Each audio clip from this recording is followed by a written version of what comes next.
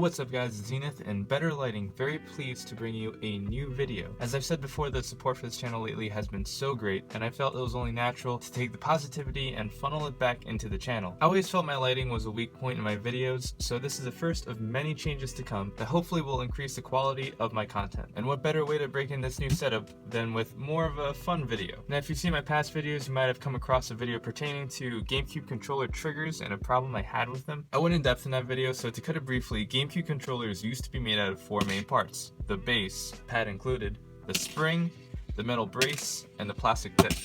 Older generations of Gamecube controllers had all these parts, while newly released controllers consist of all these parts minus the metal brace. This is a shame because it is the root of a lot of complaints that you will find online with people having the trigger stick. Just to show you what the trigger's like with and without it, on the press you can see it goes down completely straight. It's very stable. Now take this one piece out and you'll find that there's a lot less stability, especially within a controller shell, especially on the press. For more details on that subject matter, please go watch that video first. However, in the discussions of that video, I wanted to know if anybody knew a way of getting this important Gamecube part that is seemingly impossible to find. Now, while unfortunately there is nowhere to purchase these braces, quite a few people in the comments and other discussions have asked if it's possible to make these parts out of paper clips. I did previously think about this, but I thought it was impossible due to just how specific the shape of the brace is. Too thick, too thin, or too short or too tall, and it could jam the trigger upon the press, or even worse, cause damage to the parts. But I was asked enough times, and out of morbid curiosity,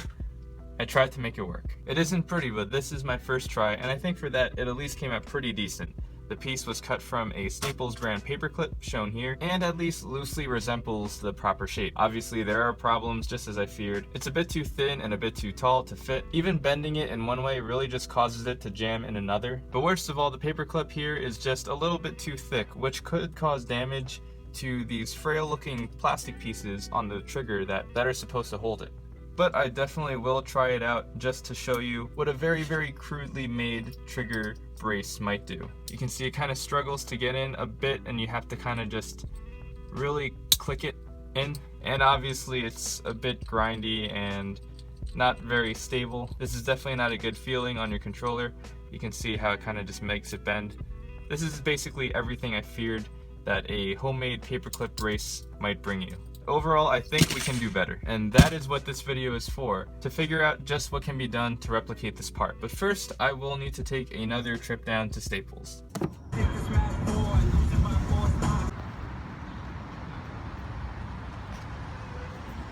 Customer service has call holding. Customer service. Alright, on my way there, I saw two families already back to school shopping, which just terrifies me because I still feel like college just got out. I also saw a phone charger branded wireless, which is really funny to me because the literal purpose of it is to charge devices with a wire. Okay, but getting back on track, I chose two paper clips. These smaller black ones and these even smaller gold ones. Both are smaller than the originals and all three are Staples brand. Just to let you guys know, this is the paperclip that was used first. The paper clips from it kind of look like this. These golds were actually double the price of all the other paper clips, which I'm hoping means they're extra sturdy, but it probably just means that people would just pay more for a prettier paper clip. Oddly enough, it does have a unique thickness to it. As you can see in the video before, all the paper clips that weren't the thick one or this really thin one were this medium kind of size, and this was the only true like really thin mini one. The materials I'm using for this project are of course the paper clips, pliers for gripping and helping bend the paper clips. I would recommend using some measurement tools, and of course my trusty wire cutters that I use to cut the springs of Gamecube controllers in a different video. Now strategy wise, I'm first going to eyeball it again like I did the first time, just to see if doing it again with more experience will make it better. After that, I will try to remake it with more measuring and trying to mark the different lengths on paper. If either of these methods work, I will definitely disclose all of the measurements and all the specifics of the parts, as well as just show you guys kind of just how to do it. So without further ado, here we go.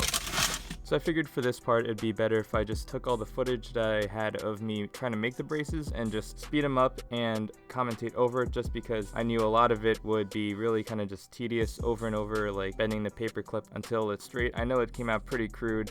I just wanted to show you guys an example of what I had to do in order to make the paperclip the shape that it came out as. So I used both sizes of the paperclip here, and at first you can see I kind of just tried to eyeball it. That first one came out really crude, and I'll get into the reason behind that just after this little speed up section. But that first one came out really bad. The second one was actually the thin gold one, and I made two of those. The first one I just kind of eyeballed, and it actually came out pretty good, not gonna lie. But the problem with that is it actually was pretty lucky that I got the shape that I got, because I kind of just like Hail Married a whole bunch of measurements. The second one I took out a piece of paper, actually, you'll see very shortly, and actually traced out a line of the length of the actual brace and just tried to match that the best I could. You can see the tools I used. I used one of the pliers to bend the paperclip to make it straight, just kind of flatten it out, and I used the other one to help secure the paperclip while I bent it with my hand. And I'm sure there are many different ways you can do this that are better than the method I used. Like I said, this was just my first few actual attempts at making these, but actually was very interesting the way that they came out, because they kind of proved to me that it is kind of at least possible to make a decent shape.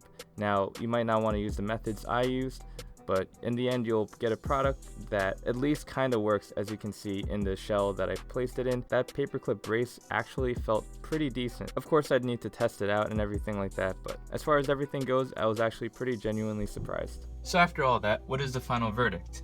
Well, I'm very pleased to announce that I find it absolutely possible to be able to replicate these little braces with the right paperclip. However, a lot of the early things I was very skeptical about are actually very important to think about when you try to replicate these. Like I said, the size that it has to be is very specific, and if you create any of these reject braces with different varying sizes, you will definitely actually hurt your trigger rather than help it. When it comes to what paperclip to use, I was only able to use paperclips that I had in my immediate area, but out of all the paperclips that you can get from Staples, which should be good news to a lot of people since that is a national brand, I believe, and you can find Staples pretty much anywhere in the country, you definitely want to stay away from these ones. These guys are just a little bit too big, too thick. Like I said, they're pretty hard to bend, but that's not even the biggest problem. It's just too thick to actually fit into, like I said, these little parts right here. These medium-sized paper clips that you can find at Staples are actually the worst. In that little speed up section, you saw that this one came out actually really badly, and after cutting it I realized that underneath this black cover, or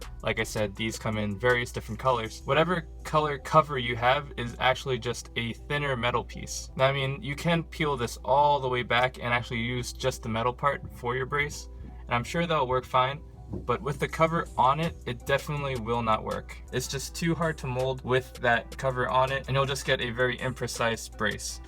The best of the bunch obviously were these gold ones. They were the most expensive at $5 a pack for 100, but it's definitely the easiest to work with. If you only have these in your area or you have these at home, just peel it back and I'm sure that these can work fine. It's just, you know, that extra step. But if you are able to just go to Staples online or in store and you see these paper clips, these are the ones that you want to go for. These will work. As far as tools goes, I believe that all my pliers and the wire cutter, you know, those are fine. Those are necessary things, I believe, that you need in order to replicate this. It would be very useful if you had a plier that was completely flat right here so that you could bend the paper clip in order to make it straight much easier. And then obviously you want something reliable and precise to cut your paper clip once it's molded. Just kind of looking at the evolution of all the braces that I made, definitely I forgot what order all these came in, but there is definitely improvement just from kind of eyeballing it. Even the braces definitely got closer and closer to the actual shape, and I'm sure with even better tools and more experience I'll be able to make even better ones. I know I tested one of these, I believe it was this one that I made during that whole sped up part, and that did work fine within the shell, but after the camera stopped rolling I actually took a little bit more time and made one last one just to show in this video, and I believe this one came out the absolute best. Now, it's still definitely not perfect. It still goes to the side a little bit, and that is a result of it being a little bit crooked right here, but like I said, just with more and more experience you will get closer and closer to the actual size. This one within the trigger actually works pretty well, and as I just get more experienced and overall just better at making these, I'm sure that I will actually be able to replace the actual part with my homemade one and not be able to tell at least too much of a difference. Like I just said, this is very exciting because this was a relatively hard part to come by. You know, I was very skeptical, but I'm sorry to anybody I ever doubted using this method. This is absolutely possible and very exciting because, like I said, now it's accessible to a lot more players to be able to insert these into your controller. The only thing I have to stress is that you have to make it absolutely just as precise as the real one in order to get any benefit from it at all. But it's really cool that Staples has a paperclip that just so happens to be the exact thickness that you need for the brace. I am going to see if I can order pliers online that have a flat surface in order to make the paper clips straighter easier. And once I do that, I will actually make a video where I will record myself and explain out the process more in depth of how to make a good brace. Also, I just kind of need to wait until I get better at making these, obviously. But the potential is definitely there, and this is definitely a route to go. Just to make it clear, the two paper clips that have the right thickness from Staples are these black ones or the multicolored ones, all the ones with that little cover above it. But the only catch is you have to take off the cover, which, like I said, is a big pain and will actually be pretty time consuming. But the metal part underneath is the right length to fit in. And then of course the gold ones also fit in. These were, in my opinion, the best because they already come the right thickness that you need. I know I said that these were the worst option before, and that's with the cover, but you also got to keep in mind that it is quite a pain to just remove this cover every single time. I'm sorry for the extended time that this video took to make. As I said, I'm setting up a bunch of different things, so a lot of it took some time to get used to. I'm still trying to add different things, so I apologize if anything in this video is a little bit off. I will definitely get more used to using these different kinds of setups though. So thank you guys for watching. If there's anything I need to be corrected with, or if there's any questions about this subject, please let me know once again in the comments. I try to respond to everything I can. Sometimes YouTube doesn't let me know what comments I got, like it doesn't show up in my notifications and I only see it weeks later if I happen to scroll down. So if that's the case, my Twitter is also always open for discussion. Thank you guys for watching. Please let me know if this new kind of video style is something that you like, or if there's anything you want to see changed. This has been Zenith saying, I'll see you later.